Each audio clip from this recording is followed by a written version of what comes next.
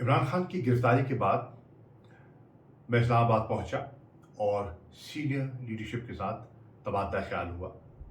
हमने चंद फैसले किए और फैसले ये हैं कि कल हम सुप्रीम कोर्ट में इस फैसले को, जो आज इस्लामाबाद हाई कोर्ट का फैसला है, उसको चैलेंज करने जा रहे हैं। कल नैब कोर्ट में सीनियर लीडरशिप जाएगी, इमरान खान साहब से मुलाकात करेगी और जहाँ तक मुल्क में एहतजाज आप देख रहे हैं, ये एक फितरी अमल था और है।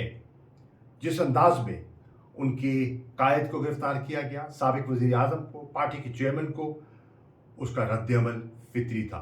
बिलाजवाज़ था ये गिरफ्तारी, बिलाजवाज़ थी, क्योंकि इमरान खान लाहौर से निकलने से पहले कह चुके थे कि अगर मुझे गिरफ्तार करना है तो वारंट दिखाइए, मैं अज़ खुद अपनी गिरफ्तारी पेश कर दूंगा। फिर इस सिस्टम का जबर, धावा बोलना, शीशे तोड़ने, वकीलों को ज़दोकोब करना, जख्मी करना, कारकुनों को गिरफ्तार करना, जख्मी करना बिलाजवाज़ था। कारकुन अपना एहतजाज कर रहे हैं, वो एहतजाज जारी रखें, लेकिन कानून को हाथ में नहीं लें। पुरअमन रहें।